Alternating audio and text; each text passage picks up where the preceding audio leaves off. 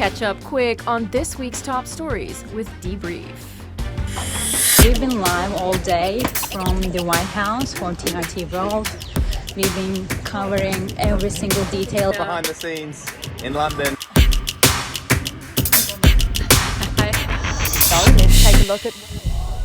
Stay and risk your life, or move and risk your life. This is the choice Palestinians trapped in Gaza face again.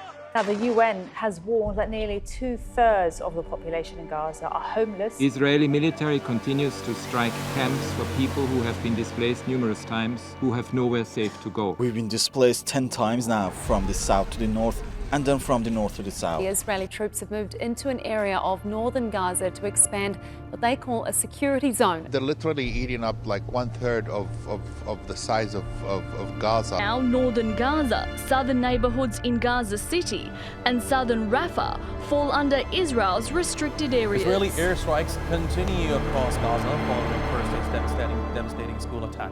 According to UNICEF and hospital staff in Gaza, over 1/3 of the Palestinians killed since the resumption of Israeli attacks on the besieged enclave are children. The first attack was a surprise attack. Then the Israeli army gave a warning to the school it's going to be attacked again, and then they attacked it again. In the northern city of Beit Lahia, Palestinians there were seen scrambling for food. Bakeries closed and we found nothing to eat. There's no money or shelter to stay in. The medical and civil defense were executed. The Israeli army tied their hands and placed their bodies in a hole and covered it with sand.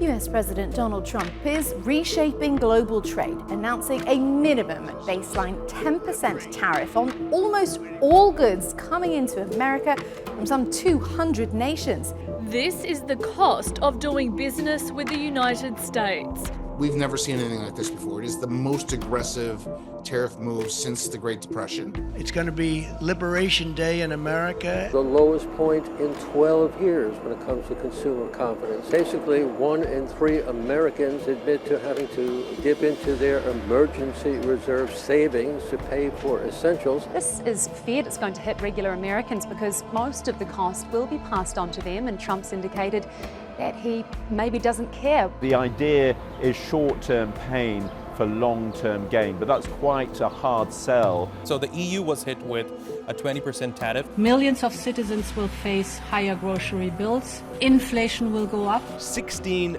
million jobs rely on this trading relationship on either side of the Atlantic. It represents around 40% of global GDP. China is, without any doubt, the main target of Trump's trade action. Trump unveiled particularly stinging tariffs of 34% on China, one of its largest trading partners. That's on top of the 20% tariff he introduced last month. China has announced it's to impose additional 34% tit-for-tat tariffs on all US imports. Trump's trade tactics are also pushing some of the US's allies closer to China. Long-standing notorious enemies, Japan, China, and South Korea, unite in their desire to retaliate against the US for the tariffs as they were anticipating them. That's mind-boggling. China is keeping pace with the U.S. They're not trying to escalate, but they are making it clear they're not going to back down. They've seen what happens when Donald Trump senses any kind of weakness. We only have to look at Trudeau for that. We're going to end up with a very good relationship with Canada. Trump's trade war has pushed Canadians to love local, some fighting back with their wallets in an effort to boycott American products. There's no economic argument for the U.S. to be doing what they're doing with tariffs. End of story. Yesterday's actions by the U.S. administration, while not specifically targeting Canada, will rupture the global economy. Canada and Mexico both have avoided new taxes, but they are still subject to a 25% tariff on some goods. The president was definitely celebrating that Mexico has this preferential treatment and that new tariffs will not be implemented. She said that this is because of the constant relationship and dialogue that exists between the two countries. Is the White House willing to negotiate with individual nations to get tariffs reduced or dropped? And why was Russia left off the tariff list? Global free trade and globalization have left a lot of people out of prosperity. These people don't have any alternatives that are being proffered either. Here's the news in brief, where we bring you even more top stories. As if Syrians haven't had enough of airstrikes, Israel keeps dropping bombs on them. In just a few weeks, Israeli military operations killed dozens of civilians in attacks on central Hama province, the capital Damascus, and southern Syria neighborhoods, including a civilian airport, a military research center, and more. As Damascus tried to rise from the ashes of the Assad regime, Tel Aviv wasted no time, invading its neighbor, launching hundreds of airstrikes, expanding its occupation of Syrian land, and destroying what's left of its military. This is a country that has been facing major economic challenges to the extent that 90% of the population is living below the poverty line. We've been under siege for 15 years. We can't move. We've lived in fear. We didn't even finish dealing with Assad, and now this new state came. We're tired of everything. We've been exhausted since 2014. More pages from Israel's very familiar playbook, throwing the first punch while calling it defense. Again and again and again. Over in Myanmar, a nation still in the grips of civil war is reeling from last week's back-to-back earthquakes. Rights groups slammed the ruling military junta this week, accusing it of slowing aid efforts and doubling down on violence, reportedly bombing opposition zones and even firing on a Chinese Red Cross convoy. As of Thursday, the quake death toll had risen above 3,000, but the race to save lives grinds on with miraculous rescues. The junta and its rivals did decide to take a little break from the violence. The ceasefire announced today by the Myanmar ruling military government for the next 3 weeks until April 22nd hopefully will facilitate more aid groups being able to work unobstructed in the country. And how do you travel to Europe when you're accused of war crimes by the International Criminal Court?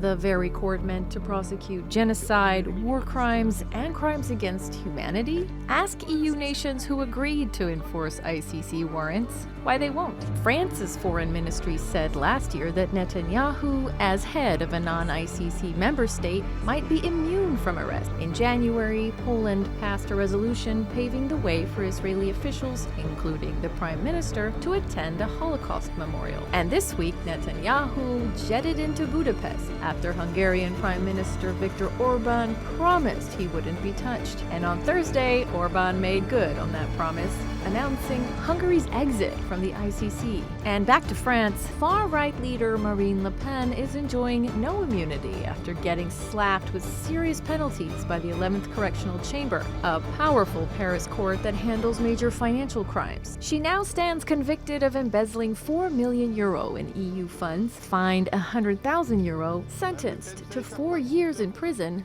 2 suspended, and banned from running in the 2027 presidential race.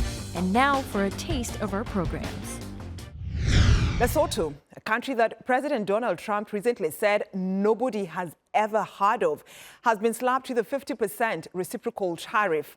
Madagascar will be hit with a tariff of 47%, Botswana 37%, South Africa 30%, Zimbabwe 18%, Nigeria 14%. Many businesses within sub-Saharan Africa, including Ghana, currently benefit from duty-free access to the U.S. market under the African Growth and Opportunity Act AGWA initiative.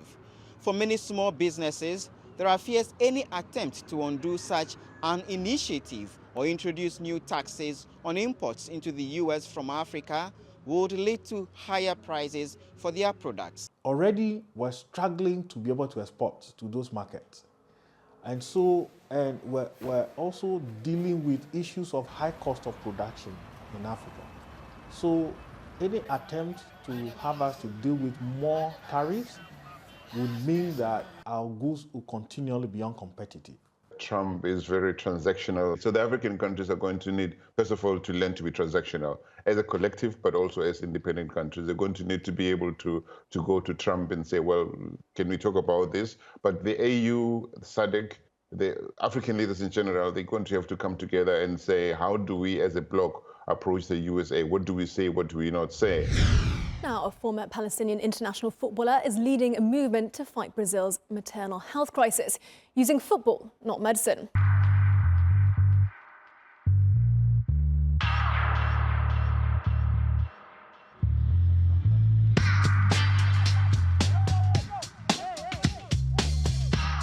In Brazil, football is everywhere. On the beaches, in the streets, and deep in the soul of its people. Dale Brasil, Brasil, Brasil, Brasil, Ronaldo Nazário! It represents passion, brings people together, and defines identity. But away from the bright stadium lights, another battle is being fought. E ali eu comecei a usar mais pro bebê sair, mas não saiu. Quando eu saio da minha porta, eu bato de frente com a droga. Brazil has one of the highest maternal mortality rates in South America. Thousands of mothers and babies are still dying from causes that can be prevented. Com a mãozinha, roxinha, boquinha, e o meu mundo parou ali naquela hora. E eu descobri que realmente, né, não tinha mais jeito, eu perdi. From the favelas of Rio to the beaches of Santos, too many women face pregnancy in silence, without care or a hand to hold. Eu não tenho rede de apoio.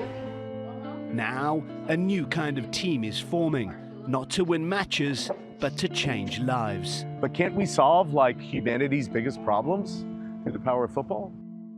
Led by a former Palestinian international. And so what FC Mother's doing is saying this is actually the largest problem in all of public health. FC Mother is a movement born from football, driven by community and built on the belief that no mum should walk alone. The contract I had with the team from that is in Portugal, as soon as I got pregnant, the contract just ended. This is FC Mother. I think it's firstly important to note that this isn't just a former footballer involved in a charity. This is genuine years and years of research and data that proves we can now add life years outside of a hospital, right? You know, the important unlock that we get with football is what we cannot get in healthcare, public health, and other verticals, including politics. We've been at this 10 years, merging leading science with leading academic institutions and really trying to find a way to say, can we support our mothers? We realized we needed a creative way to distribute this to communities, and that's where football comes in.